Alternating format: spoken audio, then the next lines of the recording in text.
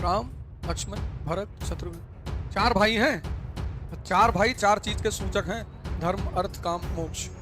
तीन माएं तो तीन गुण हैं जीवन में, सत्व, रज, तम।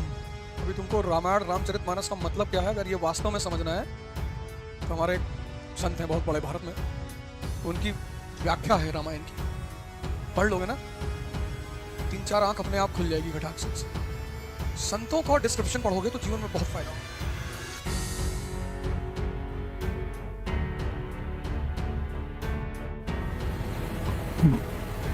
जय हिंद फ्रेंड्स।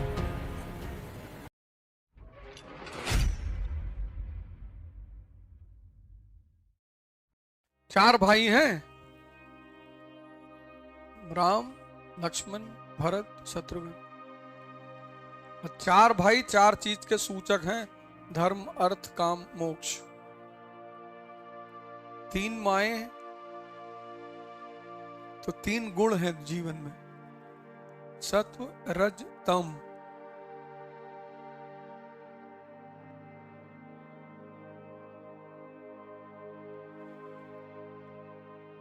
कभी तुमको रामायण रामचरितमानस का मतलब क्या है अगर ये वास्तव में समझना है तो हमारे एक संत हैं बहुत बड़े भारत में, धारकुंडी महाराज, उनकी व्याख्या है रामायण की, पढ़ लोगे ना तीन चार आंख अपने आप खुल जाएगी घटाक से। हिंदी में व्याख्या, हिंदी में मानस की व्याख्या। संतों का डिस्क्रिप्शन पढ़ोगे तो जीवन में बहुत फायदा होगा।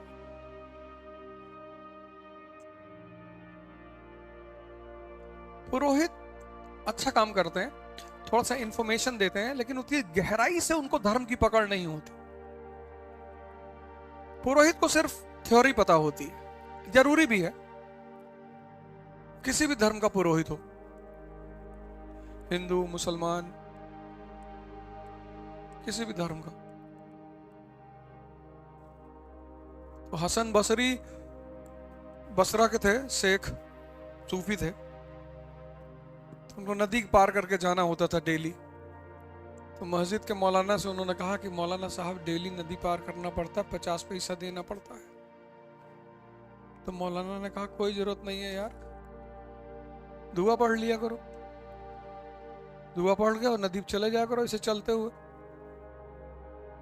तो उन्होंने कहा ठीक है, वो गए, दुआ पढ़े और पार हो गए चलते चलते। अब वो डेली यही करते थे, चल के चले आते थे, उतर आते। एक दिन मौलाना साहब फंस गए नदी किनारे, रात में नाव बंद हो गई। मौलाना साहब बसरी साहब को मिले, बोले यार हसन यार नदी पार करनी है। अरे बोले क्या, आप ही तो बताए थे हमको कि दुआ पढ़ लो निकल जाओ, आप भी पढ़ के निकल जाओ। तो बोले तुम निकल जाते हो? अरे बोले है, तब से तो यही कर ही रहे हैं। तो दुआ पढ़े हसन साहब और नदी पे चलते हुए चले गए, फिर लौट आए। मौलाना को लगा अरे यार हम ही बताए थे इसको। तो मौलाना भी पढ़ के चले, जैसे चले डूब गए।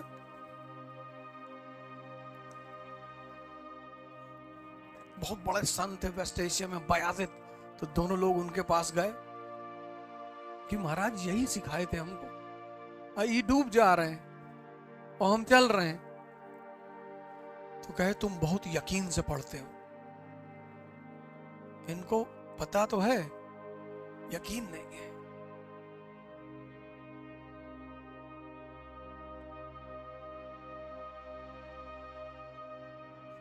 धर्म इतनी बड़ी चीज है, हम तो इतने लोग गाली वाली देते रहते हैं, ये है वो है, हम राम को नहीं मानते। बहुत अच्छा, बहुत बढ़िया। जाओ चाय पियोगे? नहीं नहीं, जाओ। अबे हम ठेका लिए सबको धर्म मनवाने का, मत मानो।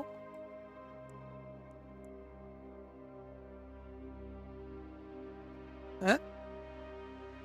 हम सबको ठेका लिए हैं, मत। बहुत हमारे दोस्त हैं हम नहीं मानते, हम हिंदू धर्म को नहीं मानते, हम हनुमान को नहीं मानते। बहुत अच्छा,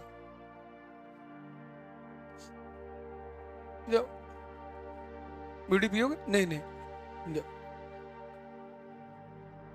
तुम इतना लोड क्यों लेते हो? जब हिंदुस्तान के लोगों के पास मौका आया, मतलब हम अगर इस वक्त दलित होते तो हम अपनी टाइटल लिखते पांडे, शुक्ला, तिवारी। कौन रोक लेता हमको? सब दलितों को यही टाइटल लिखनी चाहिए। अगली जनरेशन कोई जाने नहीं पाएगा। नहीं, हम होते तो हम यही लिखते। 20 साल में सब इक्स मिक्स हो जाता, पता नहीं चलता ओरिजिनल वाले कौन है, नकली वाले कौन है। लेकिन ये चीज वोट बैंक के खिलाफ है। वोट बैंक, राजनीति जो ना कराए। अब कौन रोकेगा? अब कोई रोक सकता है किसी को उपनिषद पढ़ने से, रामचरितमानस, रामायण पढ़ने से? अभी तो सही समय था।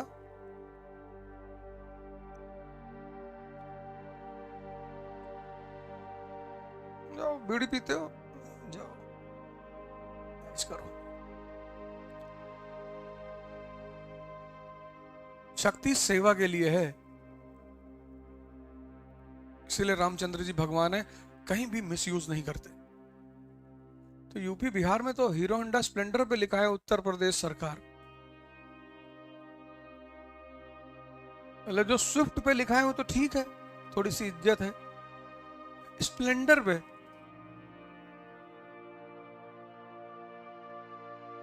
वो तो अच्छा है, उस पे लिखा है नहीं है गवर्नर। मतलब इनको अगर सबको शक्ति दे दी जाए तो ये तो जीने ही ना दें। तो बहुत सही आदमी के पास शक्ति है, राम के पास। कि धोबी ने अगर कुछ कहा तो धोबी को उन्होंने कुछ नहीं कहा। समंदर के साथ बदतमीजी नहीं की, रावण के साथ बदतमीजी नहीं की, मरने के बाद मुक्ति दी उसको। लक्ष्मण को बुलाया, कहा ज्ञानी है, इससे ज्ञान ले लो।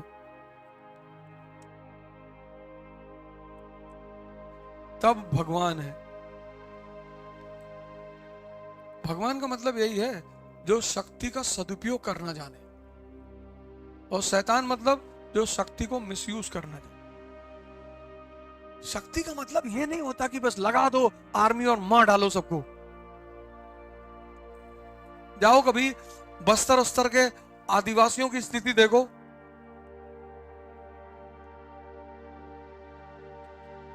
शहरों की हालत खराब है अस्पतालों की, तो आदिवासियों के क्षेत्र में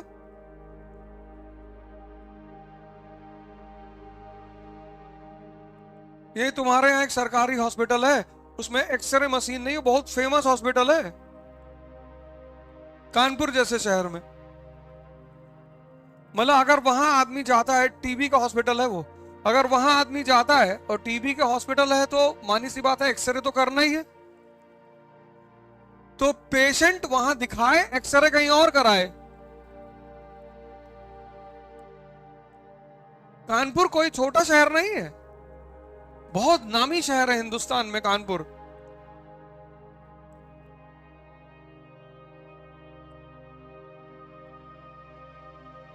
और सबसे बड़ी बात कि लोग बहुत मजेदार हैं। आप बोर नहीं हो सकते, यहां दुखी नहीं हो सकते, आप निराश, कोई ना कोई किस्सा सुना देगा आदमी। ये बहुत अच्छी बात है कि यहां आप तनाव में नहीं रह सकते, तो कोई ना कोई कहानी सुना देगा। और हर आदमी अपने आप में माफिया है, कोई किसी से कमजोर है नहीं। उससे तुम कह दो कि यार योगी जी से काम है, फोन मिलाए? नहीं नहीं नहीं, बात करा दे? नहीं भैया ठीक है। कल आए थे, नोएडा जा रहे थे तो घर आए थे, तो गुटखा उटखा खिलाए उनको।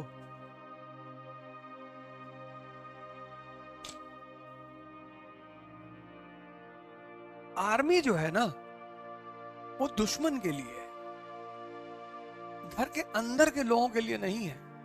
खैर इस देश में तो लोगों को प्रोटेस्ट करना आता ही नहीं। यहां अगर 100 लोग सड़क पे निकल गए तो सिवा बदतमीजी का कुछ नहीं करेंगे। प्रोटेस्ट एक बहुत अच्छी चीज है, जनतंत्र की आधारशिला है प्रोटेस्ट।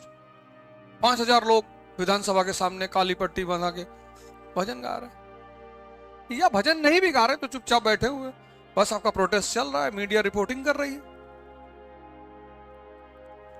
लेकिन यहां जैसे भीड़ होती है वैसे हर मरा हुआ आदमी जिंदा हो जाता है। किसी की स्कूटर रोक लिए, किसी स्कूटी वाले को तमाचा मार दिए। एक्चुअली मरे हुए आदमी की ताकत ही है भीड़। जो मरा हुआ है वो जैसे भीड़ पाता है वैसे उसके अंदर एनर्जी आ जाती। ट्रेन में घुस जाएगा, चेन खींच देगा, तब सरकार को कदम उठाना पड़ता है। तो सरकार के अपने अपने उसने इतने लोगों को रखा है सरकार ने, उसमें से एक विंग है आरएएफ, रैपिड एक्शन फोर्स। वो तो आंख में पट्टी बांध के मारती है। पर आरएएफ अगर लग गई तो मत जाना। और आरएएफ अगर लग गई, वो ब्लू कलर का सूट पहनते हैं आर्मी वाली डिजाइन में, और मतलब 6 फीट से नीचे किसी की हाइट ही नहीं होती, सब 6 फीट रॉड लिए होते हैं रबर का, और जब लाठीचार्ज का ऑर्डर होता है तो पट्टी रखे होते हैं, निकाल के बांध लेते हैं। जो सामने पड़ गया, जो पड़ गया उसको एक लाइन में स्प्रेड करते हैं, लाइन में, कैसे लाइन में बढ़ोगे तुम, तो जो सामने पड़ गया, सरकार है ना, उससे क्यों बदतमीजी कर रहे हो? कभी कभी तुम कोशिश करते हो किसी को डराने की, लेकिन वो इतना अंदर से परेशान होता है कि वो डरता नहीं।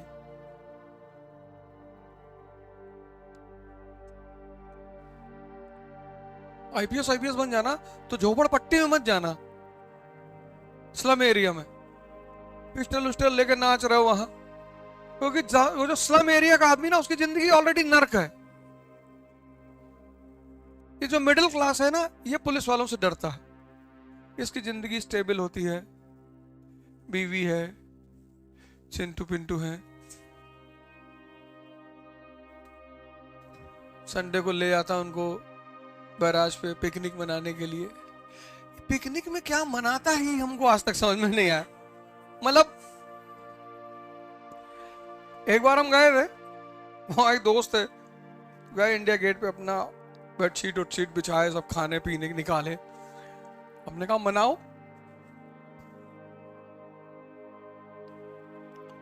तो बोले यही है बस, ताश खेलेंगे और कोल्ड ड्रिंक और जो पैटीज वगैरह बना के लाए इसको खाएंगे, यही पिकनिक है।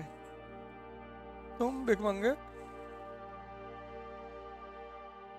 इतने देर में 10 गेम हो जाएगा, चेस का कुछ कैलकुलेशन हो जाएगी, इनको यहां मारना है, उनको वहां हटाना है, साजिश हो जाएगी, किसके साथ कौन सा कांड करना है।